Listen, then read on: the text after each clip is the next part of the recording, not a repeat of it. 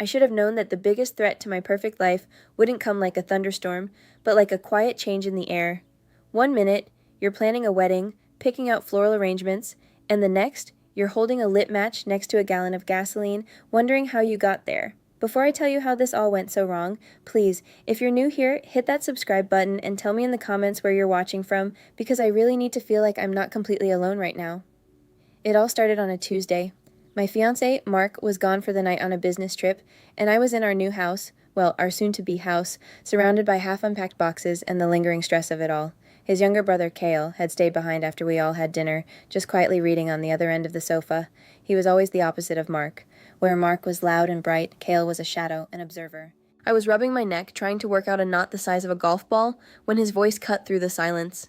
Stress? It was so low, so calm, it made me jump. I just nodded, not looking at him. But then I did. I made the mistake of meeting his eyes, and I swear the air in the room thickened. He wasn't looking at me like Mark's fiancé. He was looking at me. There was an intensity there, a flicker of something that saw the exhaustion and the cracks in my perfect facade.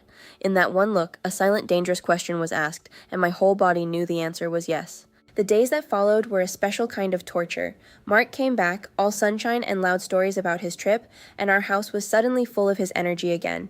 He'd kiss me, wrap his arms around my waist while I was at the stove, and talk endlessly about our future, our wedding, our life, and I would smile and nod, while every nerve in my body was screaming because Cale was right there, watching. Living with them both under one roof turned our home into a minefield of stolen glances and unspoken words.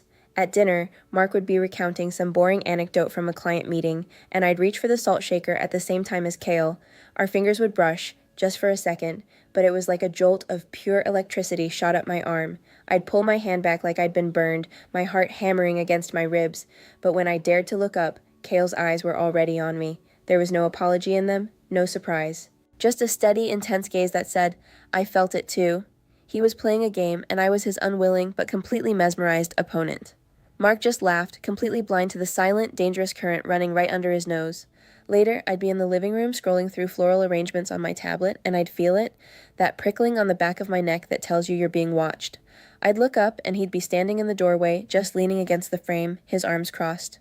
He wouldn't say anything. He would just look at me, and in his eyes, I saw the same question from that first night, but now it was louder, more insistent. It was a terrifying, exhilarating secret that only the two of us shared, and the guilt was eating me alive. But God, the thrill of it was becoming the only thing that made me feel real.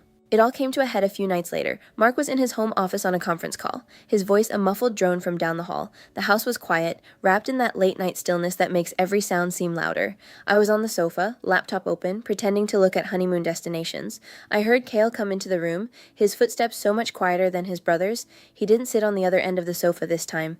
He came and stood behind me, close enough that I could feel the heat coming off his body. I kept my eyes glued to the screen, my pulse thrumming in my ears. Tropical? He asked, his voice a low murmur right next to my ear. I just nodded, unable to speak. He leaned in closer, pointing to the screen, his arm brushing against my shoulder. The contact was brief, but it sent a shiver down my entire spine. You have to be sure you're choosing something that will make you happy, he said slowly, in the long run. The air crackled. He wasn't talking about the hotel. We both knew it. My breath hitched, and I couldn't bring myself to answer. The silence was my confession. He knew he had me. He moved from behind me and knelt on the floor in front of me, taking the laptop from my lap and setting it aside. He looked directly into my eyes, and the whole world just stopped. There was no game anymore, no pretense. He doesn't see you, Alara, he whispered, his voice laced with something that sounded like frustration, like longing. Not the way I do. He raised a hand, his fingers hesitating for a fraction of a second before they gently, so gently, brushed a strand of hair from my face. And that simple, forbidden touch was the spark. The gasoline had been spilled, and he had just lit the match. My heart was a trapped bird beating against my ribs. I pulled back just an inch, but it felt like crossing a continent. The warmth of his fingers lingered on my cheek like a brand. Kyle, I breathed, my voice a broken thing. Don't. It was a plea, but it was weak, transparent. We both knew it was a lie. Down the hall, I could hear the faint, steady rhythm of Mark's voice on his call, a constant, dull reminder of the life I was supposed to want, the man I was supposed to love. Outside, the first drops of a sudden storm began to hit the window pane, soft at first, then harder, like tiny fists demanding to be let in. Cal didn't move away. Instead, he closed the remaining distance between us, his body shielding me from the rest of the room, creating a bubble where only we existed. The world shrank to the space between his chest and mine. "He's in there talking about quarterly reports," Cale whispered, his eyes never leaving mine. "And you're out here looking like you're about to shatter into a million pieces. Does he even know?" His words were a knife, twisting in a wound I didn't even realize was so deep. I shook my head, a tiny, almost imperceptible movement. "This is wrong," I managed to say, the words tasting like ash in my mouth. "He's your brother." A slow, sad smile touched his lips. "And you're his fiancé. We're both very aware of the facts, Ilara, but facts are cold. They don't explain this." He raised his hand again, not to my face this time, but to my arm, his fingers wrapping gently around my wrist. His thumb began to stroke the delicate skin over my pulse, and he watched, fascinated, as my heart rate hammered against his touch. The rain was lashing against the glass now, a furious driving sound that drowned out everything else, even the ghost of Mark's voice. It was just us in the storm, inside and out. He tugged gently on my wrist, pulling me a half step closer until our bodies were almost touching. I could feel the heat rolling off of him, could smell the clean, rain-scented air on his clothes. He leaned his forehead against mine, and I instinctively closed my eyes, unable to bear the intensity in his gaze any longer. "Just tell me to stop," he murmured, his breath warm against my lips. "Tell me this isn't what you want, and I'll walk out of this room and never look at you this way again." The silence that followed was my answer. It was a confession screamed into the void. I couldn't say the words. I couldn't lie. My hands, acting on their own, came up to rest on his chest, my fingers curling into the fabric of his shirt. I could feel the steady, solid beat of his heart under my palm, a stark contrast to the frantic chaos of my own. He tilted his head, his lips now brushing against mine, a feather-light touch that sent a bolt of pure, unadulterated lightning straight through my core. This was it, the point of no return, the end of reason and the beginning of ruin. And God help me, I leaned in. The moment my lips met his, the world outside ceased to exist. The rain, the house, Mark's voice down the hall, it all dissolved into a distant hum. There was only this. It wasn't a gentle kiss. It was a collision. It was desperate and hungry, a raw, unspoken confession that had been building for weeks. All the stolen glances, the accidental touches, the silent questions, it all poured out in that one, shattering moment. His hands moved from my chest, one tangling in my hair, tilting my head back while the other slid around my waist, pulling me flush against him. I let out a sound, a broken little gasp that he swallowed, and my hands, which had been resting on his chest, were suddenly clawing at his shirt, trying to pull him closer, as if I could somehow absorb him into me and erase the space between us. This wasn't a choice anymore. It was a force of nature, a chemical reaction that couldn't be stopped. He deepened the kiss, and I responded with a ferocity that scared me. My body moving on pure, primal instinct. We stumbled backward, a clumsy dance of tangled limbs and frantic mouths until my back hit the wall. The cool plaster was a shock against my heated skin. He broke the kiss for a second, both of us panting, our foreheads pressed together. His eyes were dark, almost black with an intensity that mirrored the storm raging in my own soul. "Ilara," he breathed, and my name on his lips was both a prayer and a curse.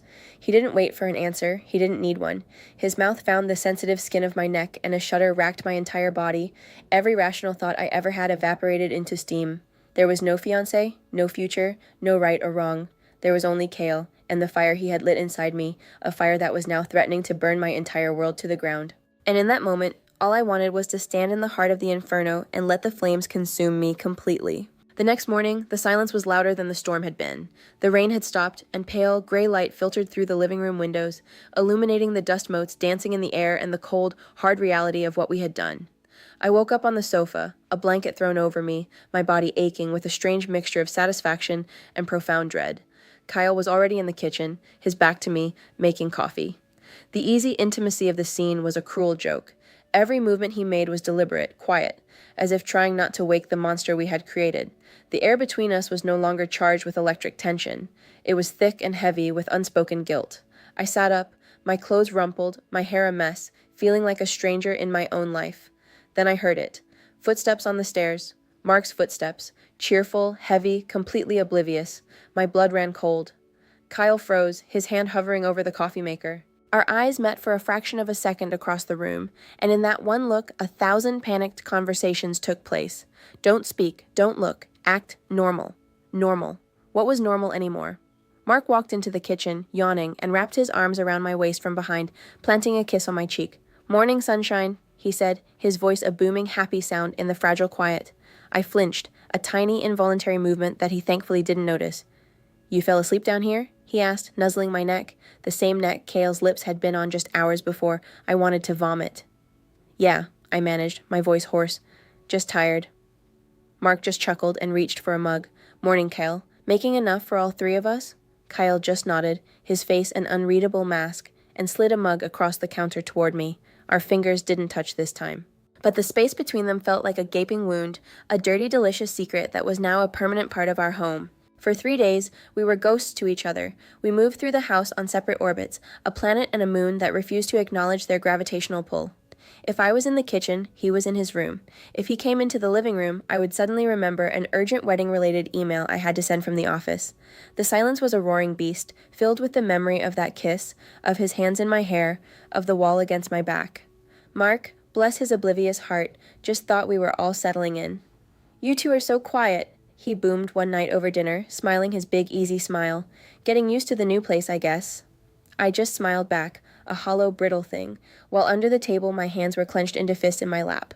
I was trying, I really was. I told myself it was a moment of madness, a perfect storm of stress and opportunity. I told myself it would never happen again. But trying to ignore Kel was like trying to ignore a fire raging in the same room. You can look away, but you can still feel the heat. You can still smell the smoke. The relapse happened, of all places, in the laundry room. It was late, Mark was asleep, and I was moving a load of his work shirts into the dryer. I turned around and Kale was just there, blocking the doorway, his silhouette dark against the dim light of the hall. We didn't speak. We didn't have to. The air snapped tight, charged with everything we had been trying to suppress.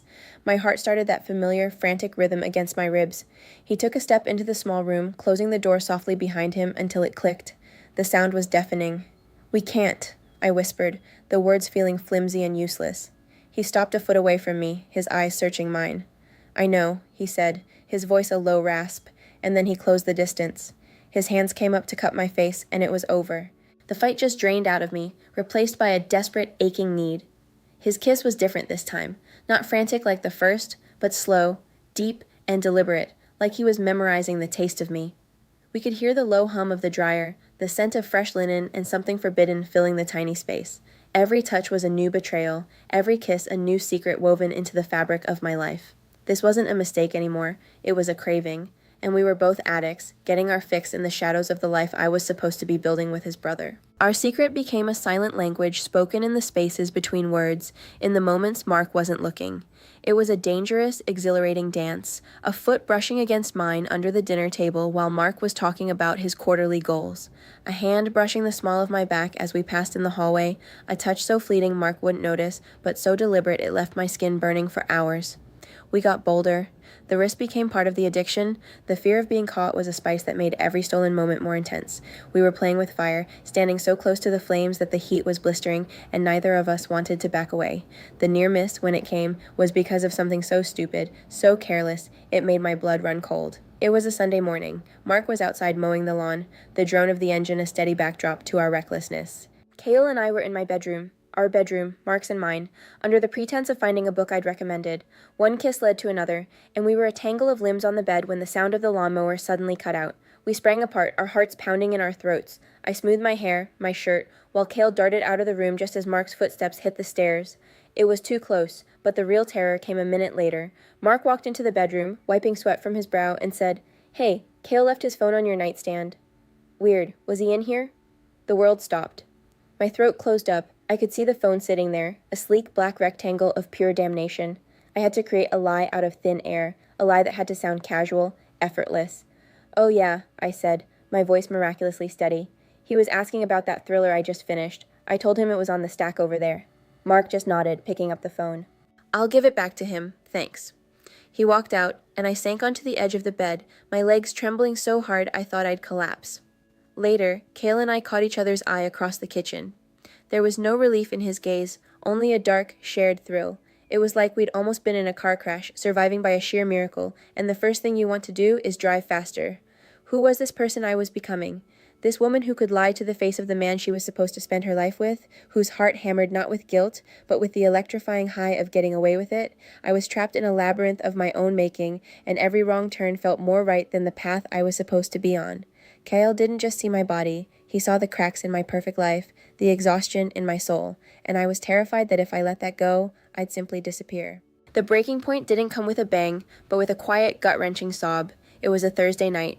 I was in the kitchen, staring at a catering menu, the words blurring into an indecipherable mess of canapes and floral centerpieces. Mark came home late, his shoulders slumped, his usual bright energy completely extinguished. My first thought, a cold, sharp spike of adrenaline, was, he knows. I braced myself, my heart seizing in my chest, but he walked right past me, dropping his briefcase on the floor with a heavy thud, and sank onto a kitchen chair. He put his head in his hands, and his body started to shake with silent, ragged breaths. I had never seen him cry, not once. "Mark, what is it?" I asked, my voice barely a whisper. He looked up, his eyes red-rimmed and filled with a pain that had nothing to do with me, and everything to do with shattering my world. "They let Dave go today," he said, his voice thick. 20 years with the company. They just walked him out. He talked about his friend, his mentor, about the unfairness of it all, about how fragile everything felt. And then he looked at me, his gaze so full of desperate, unshakable trust. "This," he said, gesturing around the kitchen at our half-built life. You're the only thing that feels solid right now, Alara. The only thing I know I can count on." He reached for my hand, his grip tight, clinging to me like a lifeline. In that moment, I wasn't a woman caught in a passionate, forbidden affair. I was a fraud, a monster. Every stolen kiss, every secret touch with Cale felt like a separate, vicious betrayal, a stab in the back of this good, grieving man who thought I was his safe harbor. The thrill was gone, burned away by a guilt so corrosive it felt like it was dissolving me from the inside out. I looked up, and Kyle was standing in the doorway, having heard everything. His face was pale, his eyes dark with a new shared understanding. The game was over. We had been playing with matches, and now we were standing in the ruins of a good man's trust, and the fire was about to reach the foundation of everything. This couldn't go on. It was a cancer, and it was killing all three of us, whether they knew it or not. Later that night, the house was suffocatingly quiet. Mark had fallen into an exhausted sleep, and I found Kyle on the back porch, staring out into the darkness. The air was cool, but I felt like I was burning up. I didn't say hello. I just walked up behind him and said the words that had been choking me for hours. "It has to stop." He didn't turn around, but I saw his shoulders tense. "I know," he said, his voice low and rough. Seeing him like that, he trailed off. For a long moment, we just stood there, two co-conspirators at the scene of a crime we were only just beginning to understand. "What are we doing, Cale?" I finally whispered, the question tearing out of me. "What is this?" He finally turned to face me, and in the dim porch light, I could see the conflict warring in his eyes. The same fire was there, the same intense connection that had pulled me in from the very beginning, but now it was shadowed by a deep, profound sorrow. "I don't know," he admitted, and the honesty was more painful than any lie. "I just know that when I'm not with you, I'm thinking about being with you, and when I am with you, it feels like the only real thing in my life." His words should have thrilled me, but they felt like a death sentence. "It's not real," I shot back, my voice cracking. "It's a fantasy we built in the shadows. Real is in there, sleeping, thinking his fiancée is his rock when she's really a fault line about to swallow him whole." He took a step closer, his hand coming up as if to touch my face, but he stopped himself, letting it fall to his side. The space between us crackled with everything we couldn't have. "So we just turn it off?" he asked, a bitter edge to his voice. "We go back to pretending? I watch you walk down the aisle to my brother, and I'm supposed to just smile and clap?" The image sent a wave of nausea through me. The inevitability of it all was crashing down. There was no path forward that didn't end in complete and utter devastation. We were standing on a cliff, and the ground was crumbling beneath our feet. "I don't know what we do," I said, my voice breaking completely. "But someone is going to get destroyed, Cale, and I think it's already started. And so now, this is my life, a permanent state of limbo. I live in this beautiful house, a ticking time bomb, walking through rooms filled with wedding plans and unspoken secrets. Every day is a performance. I smile at Mark, I kiss him, I talk about our future, and all the while, my body is screaming for his brother. I am a ghost haunting my own life, and the only time I feel solid is when Cale looks at me, when his hand accidentally brushes mine, and the whole world ignites for a second. I am caught between two impossible futures. One is with Mark, a life of stability, of kindness, a life built on a foundation of lies that I would have to maintain forever. The other is with Cale, a life of passion, of being truly seen, a life that would begin by destroying a good man who is completely innocent in all of this. There is no right answer. There's just a choice between different kinds of ruin. I can confess and destroy Mark. I can run away with Cale and destroy our families. Or I can stay, push Kale away, and destroy myself, living out my days as a hollow shell of the woman I could have been. I feel like I'm losing my mind, holding all of this inside. I had to tell someone, even if it's just into a microphone, before I completely fall apart. I don't know what to do next. Do I follow my head or my heart? Do I choose the safe lie or the destructive truth? I really need your help on this one. Let me know in the comments if you want to hear what happens next, because I'm standing at the edge of a cliff and I have absolutely no idea which way to jump.